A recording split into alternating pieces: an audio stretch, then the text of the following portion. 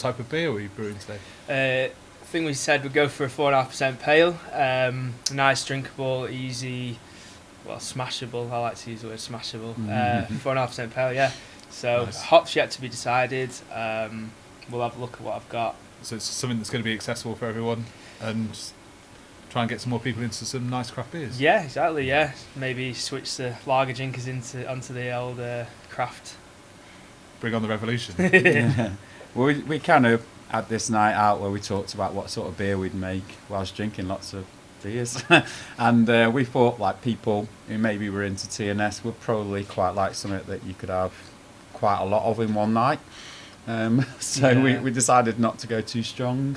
It's like, for TNS is a really good setup, so it's very like DIY, it's in your garage, it's like a hobby, like what TNS is to us, and it's really fits really well. Yeah, it came together really well, yeah. Hopefully you're able to order it now, and we'll do something cool with the label. Yeah, and do something cool with your garage as well. Like we were talking earlier about how Big Anne's it's got a very good garage which is full of TNS stock, which you should buy. Why not put a brewery in your garage? Yeah, so if you've got a garage and you want to get involved, please get in touch. We like garages. It's so really hard now. Yeah, cheers everyone. Cheers. Awesome. It's a pleasure. Can you tell us a little bit about Chain House Brewery, please, Ryan? Yeah, so Chain House Brewing Company started around, I'd say about 6 years ago, in my head. However, as a business, I set up about 4 years ago in September. Started out brewing 20 litre batches of like basically my home brew, but set up so I could legally sell it to pubs, bars. Just a hobby that I really enjoyed, making beer, but wasn't drinking it all, so decided, you know what, I'll sell it to get through it. And it sort of took hold, and I invested in a 500 litre kit, which is what we're using today. So you started off with like basically homebrew and stuff. How did that come about? What sort of stuff did you use? Yeah, so it was homebrew. I started like the old fashioned like malt extract kits, like most people do, just on the stove top. And then from there, I sort of experimented with some all grain batches, and I bought the Old Grain Father, which is like an all-in-one homebrew kit at the time, sort of like top of the range. So got really addicted. Started it because one day I got bored on YouTube and decided to start watching homebrew videos and thought I'll give this a go. So yeah, there wasn't anything extra. That was pretty much the start of it. As you've seen, I've heated a water tank up.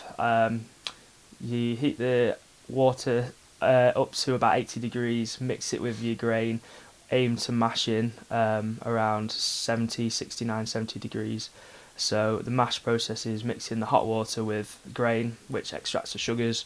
That gives you your base of your beer. It's called wort. After mixing the mash, leave it to stand, getting the extracting the sugars. We then transfer over to the kettle. Whilst transferring over to the kettle, filters the liquid out of the grain, leaves the grain behind. That gets dug out, sent to cattle feed. We then use extra hot water to rinse the grain to get the rest of the sugars out, because we don't want to waste any of that either. Collect all of that in the kettle. Start heating the kettle up to boil temperature. Boil around an hour, in which time we're adding the some hops. So earlier hop additions give you more bitterness in the beer.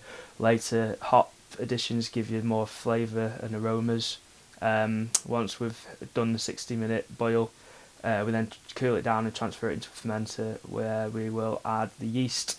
The yeast will then turn that sugar into alcohol, which is the magic. And we'll add some more hops in the fermenter as well, to give us a right good aroma and flavour to the beer. Nice punchy sort of pale ale. Can you tell us a bit about the process then? How does it come about? So do you get asked to do a beer by someone, or do you sort of push your beers towards? Basically, most of my beers are sort of pale ales, and purely because that's what I like to drink. I like to make the beer that I like to drink, selfishly. So the collabs and things, I get messages asking if I'd like to come along, or done a couple with some sort of other, not brewing companies, but other sort of, it's a local music zine that I did a collab with a couple of years ago for one of their releases. End up most of the time it's usually meeting somebody in a pub or at somebody's house over a beer, talking about the brewery and going, hey, let's do something together. So it is just very like, pretty lax. All the best ideas happen when you've had a beer, though, don't they? Exactly. That's definitely true. Thank you so much for letting us do this. We're nice one. really excited about it. It's great to have you all down. Yeah, it's just nice, the collaboration between beer and music. We always talk about the idea that the DIY scene took control of gigs and releasing records and playing in our own bands and promoting things, doing our own zines, all this stuff. I think it took a while for us to sort of take over beer, but it's well on the way now. It's getting there, I think. Yeah, absolutely. So yeah, we're just going to have a bit of a chat about some of the collaborations Chain House have done. It's always nice to give a shout out to other independent endeavours, but breweries in this instance, and it's always something I can do fairly quickly. Produce a can out of my pocket. So here we go. Can you tell us about this one? So this is a collaboration with the guys from Glass House Brewery in Birmingham. I was invited down there earlier this year. This is actually the second iteration of this beer because it appeared to have gone down so well that he wanted to rebrew it. So Glass House I've followed since they started. They've been someone I've really looked up to. They make a lot of pale ales, as I do. And being Chain House and Glass House, we called it Full House. Yeah, hence the can. See what you've done there. Design as well. Yeah, so it's 5% pale ale. I think this captures both our brewery's sort of styles in one can. So yeah, really, really happy with it. And quite a popular beer. We have this. Elevation. This is a 6% New England IPA. This was brewed down in London with the guys from Drop Project. Drop Project are a fairly new brewery. However, they've gone mega big straight up. They're, I think, 3,000 litre batches. So, yeah, it was interesting to go and brew on their kit because it's all automated. Not a lot of manual work involved. Just getting drunk for the day, really. So, New England IPA, so dead sessionable for 6% beer. And is it on there? Yeah, hop profile with Amarillo Idaho 7 again.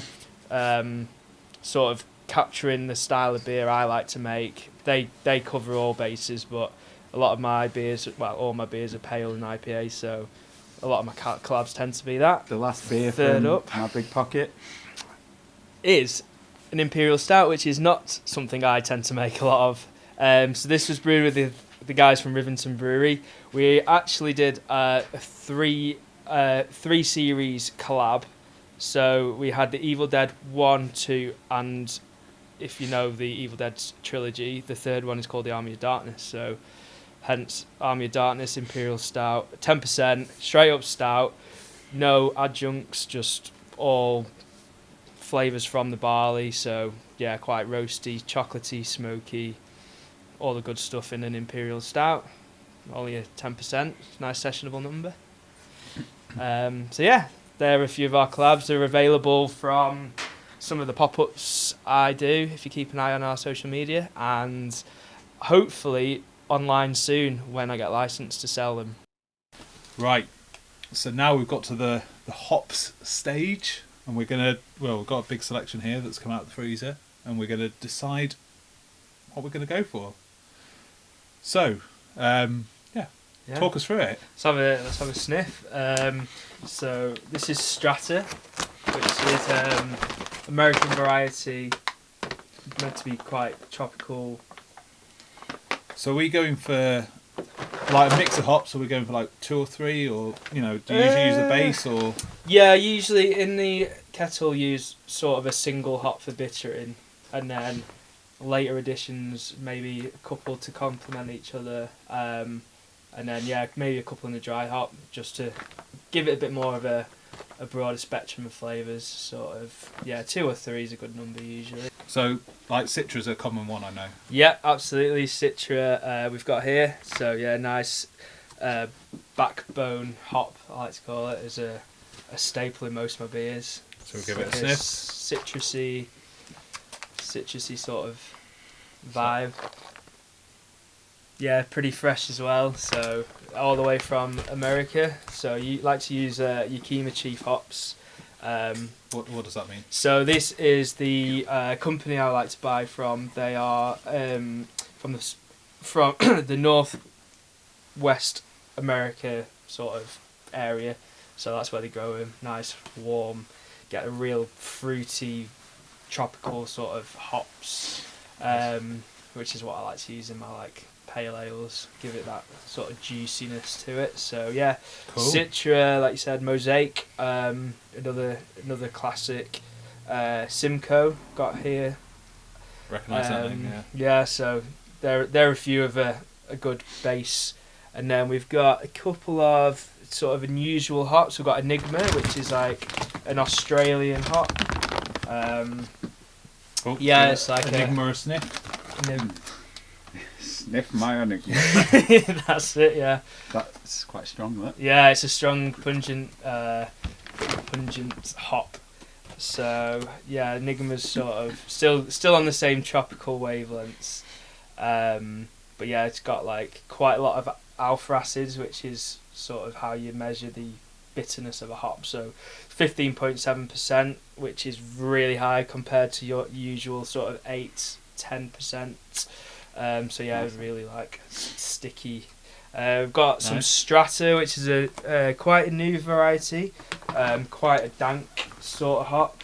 Dank. If you know, Dank hop. you know what dank smells like. You understand. To be honest, it smells a bit like that one. Yeah. Another big pungent sort of like.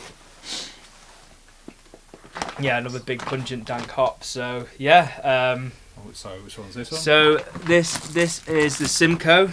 Simcoe's nice. It gives you a little bit of pininess, so less tropical, more sort of piney. Oh, yeah, that's quite different. Actually, Yeah, a little bit different to the rest of them. Oh yeah. One of my favourite hops, Simcoe. And then we've got one here that's And that is Moteca. That is a Moteca. Moteca, yeah. It is a Australian. This is a New Zealand variety Moteca, which is a very limey hop. Again, like way different to the rest of them. Oh yeah, that's massively different. Yeah, so quite a liminess to it. Oh yeah, it doesn't smell like usual hops. No, yeah. So that's a New Zealand like variety of hops. So yeah, you can tell. You can sort of get there is a slight difference in like where it's grown. So like English traditional hops don't have that sort of a pungent tropicalness to it. They're a bit more grassy, earthy. So yeah, I'd like to stick with the American stuff because it's pretty in your face. Have we got one here that we didn't? Yeah, there's Mosaic, I think, Mosaic. around. Yeah, one of the OGs. See, I like Mosaic. Some people don't. You get onion or cat piss. Yeah. I can get. Yeah, it smells You a bit got cats. oniony, and it doesn't smell cat piss. I can get the onion though. Oh yeah. They're like the last kick of it is like green, like onion. Yeah, so it doesn't come. Some people get that in a beer. If you have it, some people don't like Mosaic in beers because of that oniony sort of ness to it. But yeah, these are what I've got in stock at the moment. Right. So So, are yeah. we going for 2-3 of these? It's totally up to you guys. Oh, I like Citra. I'm really familiar with that. I like that. Kind Yeah, of, yeah. Like pale. So, Citra as a base, and then what do you think, Andy? I quite like the sort of limey stuff. Yeah, I think Mosaic, yeah. Mosaic, Yeah. and what are you thinking? Are we? I like Simcoe. I, as a big fan of Simcoe, I like just sticking Simcoe in a lot of stuff as well. Oh, so So you cover all bases, like Yeah. tropical, piney, Yeah. limey. So My concern would be like you come to these sort of things and smell them, and they all smell really interesting, and just go a bit mad and just put everything in. Like when I make a cocktail and it just turns into a shit mix. So I'm very happy to take your advice. Yeah, 100%. But Citra, Mosaic. Is it Mosaic? Moteca. Moseca. Mosaic was the one, limey one, yeah, wasn't yeah. it? Yeah. Cool. Moseca. Let's go with those three. How much do we put in? Is it like So in the dry hop, shoot around. Depends how hoppy you like it. I think that pale you're drinking maybe about 12 grams a litre in a dry hop. So it depends if you want it that hoppy or reel it in a little bit for like a bit more of a session. I reckon that hoppy. Yeah, all right. It's Yeah, nice. I'll work it Very out. nice. Yeah. Good level. Yeah, equal split of everything. Hoppy. Yeah. Big An's is laughing at our hoppy scale. How hoppy? Hoppy. He's happy about how hoppy. As long as the beer makes me this hoppy, then Wicked. no, that sounds like a good plan. Let's do it. So yeah, we've come to the end of a fantastic day. We've had a really good time. It turns out you can absolutely organise a piss up in a brewery. And I guess the one remaining thing to do is sort of tell everyone what we decided to call this magnificent beer that we brewed. Yeah. So yeah, what's it going to be called, Bev? Are you gonna let me talk this time? I wouldn't have thought so. So We're gonna go with DIY or die, because do it yourself means so much more. Learn how to do stuff, and you don't rely on anyone else to do stuff for you, even though Ryan sorted everything out today.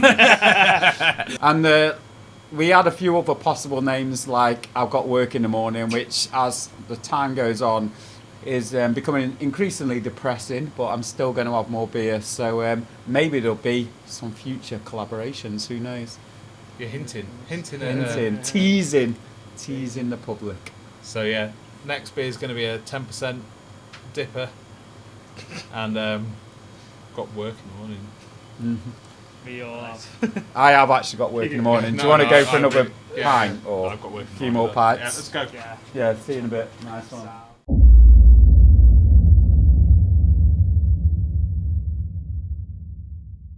Okay, so we're here for the second time at Chain House, and you may have seen that we started making the beer last time, and we're at the point now where the beer's ready to drink, and we're going to be doing some canning and talking about the process of that.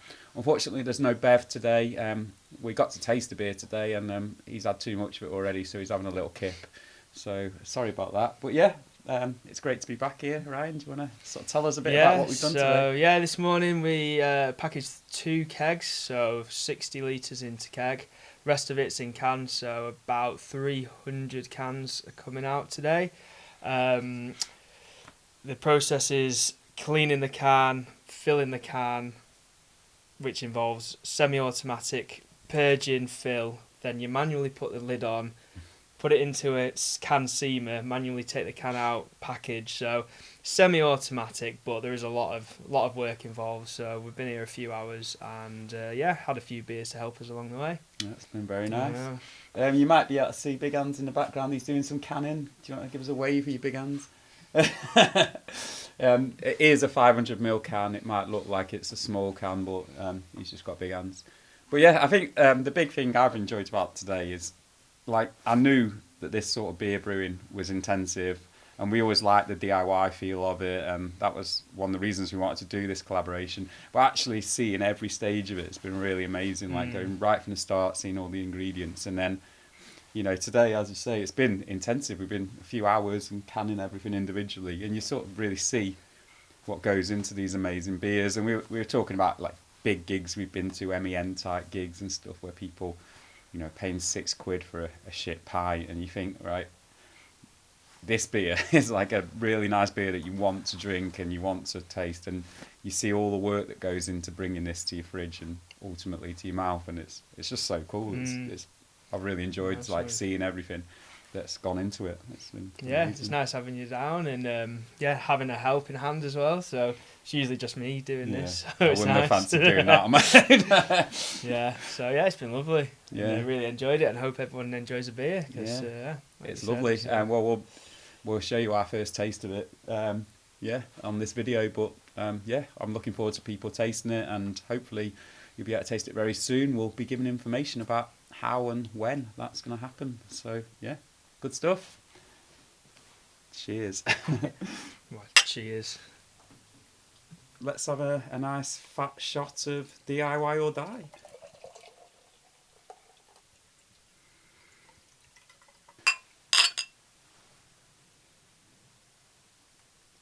that was the bit where we pretended we'd not tasted it yet, and it was the first tasting, but it's very nice. Scott, thanks to Scott for filming today. He said to us before that when he first came to a TNS gig, he thought he never would have thought he'd spend the day filming us canning loads of TNS beers. So thanks, Scott. Yeah, so DIY or die. You'll be able to drink some of this soon. It has been an absolute pleasure. Thank you, Ryan. You're a star. Yeah. It's very nice. I'm going to drink quite a bit of it now. So yeah, see you later. Thanks very much, and thanks for coming and helping and getting involved, and letting me get involved with TNS as well. Yeah, it's sort of pleasure. Nice little something different actually. Yeah, 100%. I've only collabed with sort of breweries, so yeah, nice to. Yeah. Well, we were saying last time we were here, why listen to amazing music and drink shit beer at the same time? You might as well have something that's nice. So, yeah. And, cheers. Cheers. And Bev's missed out. Sleep. That's what happens if you have a hangover, isn't it, Bev?